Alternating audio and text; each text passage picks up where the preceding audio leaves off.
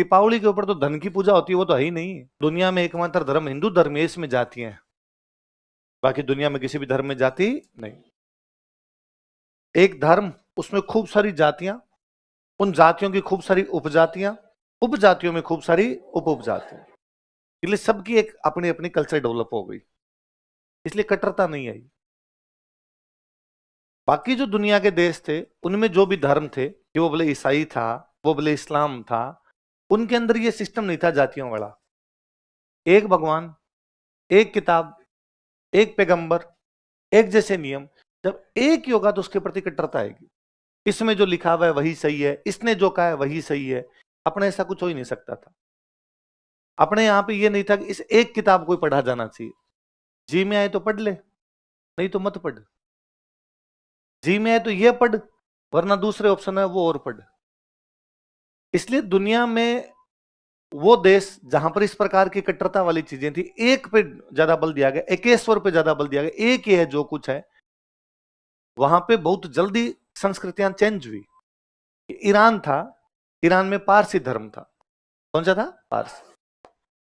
एक त्योहार होगा नवरोज, सूर्य भगवान की पूजा करेंगे, सब कुछ एक जैसा। जरथरुष्ट हमारे पैगंबर है, भगवान है, एक जैसी व्यवस्था। हमारी एक बुक है जैन अवेस्ता, अब वहां इस्लाम आया और उसने आगा सिलेबस चेंज। आज के बाद जैन अवेस्ता कोई नहीं पढ़ेगा, सबके सब क्या पढ़ेंगे? कुरान। पूरी व्यवस्था पूरी की हो गई चेंज। ये दो धर्म दुनिया के, ईसाई और इस्लाम, पूरी दुनिया में गए, जहां गए वहां के पूरे पूरे सिस्टम को कैप्चर कर गए। इसलिए दुनिया में ज्यादातर देश या तो ईसाई एरिया कौन है? इस्लाम। ये दोनों भारत आए, दोनों ने लंबे टाइम तक राज किया, दोनों आज दिन तक माइनॉरिटी है। चेंज नहीं कर पाए सिस्टम को, कि भाई उधर से आए और आके मान लो कोई पहले इस्लाम आया, मुसलमान आए, उन्होंने आके कहा कि सबको तुम्हारी किताबें छोड़नी पड़ेगी। अपने वालों ने पहले कहा हमने पकड़ भी नहीं रखी, भाई छुड़वाओगे क्या? तुम आज के बाद ऋग्वेद नहीं पढ़ोगे तो यजुर्वेद पढ़ ले। कोई वेद नहीं पढ़ना तो पुराण पढ़े, पुराण नहीं पढ़ना तो उपनिषद पढ़े, उपनिषद नहीं पढ़ना तो रामायण पढ़े। रामायण भी 70 है, सबने अपने अपने लिख रखी है। रामायण लिख ले पढ़ लेंगे, रामचरितमानस पढ़ लेंगे, साउथ वाले कंबन की रामायण पढ़ लेंगे, पंजाब वाले गुरु गोविंद सिंह जी ने जो लिखी थी वो पढ़ लेंगे। सबके अलग अलग उनके प्रकार थे। महाभारत थी, वो अलग अलग प्रकार से अपने। रामायण नहीं तो महाभारत पढ़ लेंगे, महाभारत नहीं तो गीता पढ़ लेंगे। इतनी सारी चीजें थी कि न तो हमारे में खुद में कट्टरता थी, वरना तो एक व्यक्ति कहता है कि मैं जो किताब पढ़ता हूं वही सही है। जब किताबें इतनी सारी है तो सबकी सही है। एक किताब को लेके आप कट्टर नहीं हो सकते। इसलिए हमारे में इस प्रकार का कभी भी कट्टरता वाली भावना आ ही नहीं पाई, न बाहर वाले इस चीज को समाप्त कर पाए। उल्टा बाहर वाले आके अपने जैसे ही हो गए, है ना। अकबर ने अपने इतिहासकारों को और कहा कि लिखो मैं भी भगवान का अवतार हूं। तो इस प्रकार की किताबें अपने यहां भी लिखवाएगी, अपने वहां लिखा हुआ आप भी अवतार ही हो, लो आपको भी लिख ही देते हैं इधर। उनकी कल्चर अपने जैसी हो गई, अपनी कल्चर उनके जैसी। पारसी ईरान में जब इस्लाम धर्म आया तो पारसी भारत आ गए, पारसी भारत आ गए तो पारसी भारत के अंदर आके मिल गए।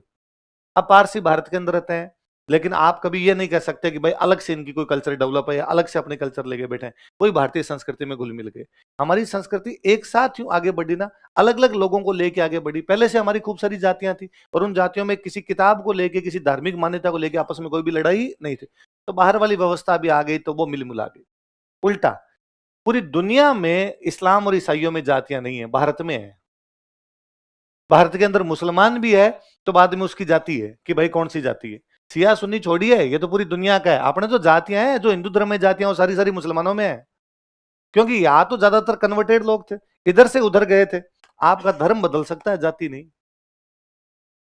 व्यक्ति अपना धर्म बदल सकता है, जाति नहीं। वहां जाने के बाद में जातियां वो की वो रही। उसके अंदर भी कौन से मुसलमान, हिंदुओं वाली जो जाति है वो की वो मुसलमान। पारसियों वाला तो और तगड़ा किया हमने। पारसी तो बाहर से आए थे, यहाँ वाले नहीं बने, बाहर से आए थे। तुमने पारसियों को तो कहा कि तुम जाति बनाओ, बिना जाति के हमारे यहाँ पार ही नहीं पड़ेगी। इसलिए पारसियों ने भी अपनी जातियां बना रखी है। स्क्रू वाला, टायर वाला, दारू वाला, बाटली वाला, बैंकर, इंजीनियर, जो जैसा काम करता था उसने वो अपने क्या बना ली? जाति। इसे समाज उदार होता है। जब आप अलग अलग कल्चर को लेके बैठे रहते हो, अलग अलग संस्कृतियों को लेके बैठे रहते हो, क्या चेंज करवाते? कपड़े एक प्रकार के नहीं, पूरे भारत में अलग अलग प्रकार के कपड़े। भाषा एक प्रकार की नहीं, पूरे भारत में अलग अलग प्रकार की भाषा। इवन अपने यहाँ जातिगत आधार पे कपड़े थे। 20 साल पहले तक गांव के अंदर किसी व्यक्ति के कपड़े देख के कोई बता देता था किस जाति का है, साफे देख के बता दिए जाते कि किस जाति के हो। महिलाओं के कपड़े देख के बता दिया जाता कि यार इस जाति के हैं। इन सब चीजों के भी जातिगत आधार पर विकास हुआ। इसलिए किसी बाहर वाले ने आके कहा भी कि ये जो तुम्हारे साड़ी है इसको चेंज कर दिया जाए, दूसरे कपड़े हम जैसे पहनते सलवार सूट वैसे पहना जाए, अपने वालों का हम साड़ी पहन ही नहीं रहे, हमारे यहाँ पे घाघरा कुर्ता अलग ही है। किसी पुरुष को आगे कहा होगा कि भाई ये तुम धोती कुर्ता पहनना बंद कर दीजिए, उसने कहा हम कुर्ता पजामा है। या साउथ वालों का हम तो धोती है नहीं लुंगी है ना। वो हरियाणा पंजाब वालों का धोती है पर थोड़ी अलग धोती है, तमिल है। धोती के कोई 5-7 एक प्रकार थे, क्या चेंज करते आप। ये जब सारी चीजें एक साथ आती है ये उदारवाद है। क्या है? और धर्म के प्रति भी जब हम जातियों में भी आपस में इस प्रकार की सहिष्णुता थी, तो बाद में धार्मिक मामलों में भी हमारे यहाँ पर क्या ही सहिष्णुता। धार्मिक मामलों में कट्टरता नहीं थी, कम से कम भारत की भूमि के जो लोग थे उनके अंदर इस प्रकार की कोई कट्टरता तो भाई ये दूसरे धर्म का है इसको मार दिया जाए काट दिया जाए, इस प्रकार की बात यहाँ की संस्कृति कभी भी करती जो कि बाकियों के अंदर थी। पर इतने लिबरल थे इस मामले के अंदर कि जब कमियां आई तो उनको सुधारने वाले जो लोग आए हमने उनको देवता मान के पूज लिए। भाई रामदेव जी पाबू जी ये क्या है, उस समय के समाज सुधारक है ना। किसी व्यक्ति ने कहा ये नहीं करना चाहिए ये नहीं करना चाहिए, हमने सबने उनकी पूजा कर रखी है।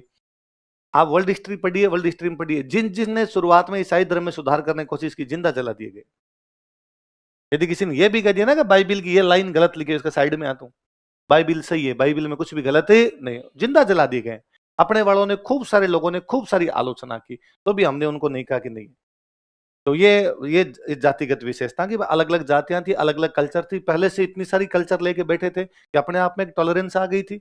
इसलिए धार्मिक मामलों में भी हमारे में कभी भी कट्टरता नहीं है। वरना यदि ये कर दिया जाता कि हिंदू धर्म में एक ही भगवान है, एक ही किताब है, एक ही प्रकार के सारे लोग हैं, तो फिर वो भी कहते इस किताब के अलावा दूसरी किताब पढ़ ली तो लटका दिए जाओगे। इस किताब के अलावा दूसरे यदि किसी त्योहार को मना लिया, बाहर से लोग आए उन्होंने मान लो त्योहार बंद भी करवा दिया, दिवाली नहीं मनानी, होली मना ले।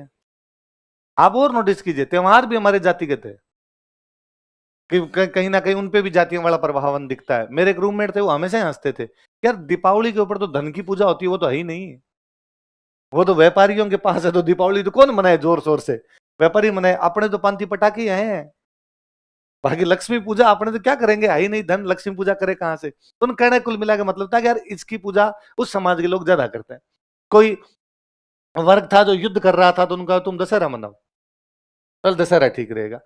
अलग अलग सब कास्ट के लिए सब कम्युनिटी के लिए अलग अलग प्रकार की व्यवस्था कर दी, अलग अलग प्रकार की खूब सारी चीजें होती है उस समाज में, कभी भी कट्टरता आती नहीं। अब लिख लो आपने।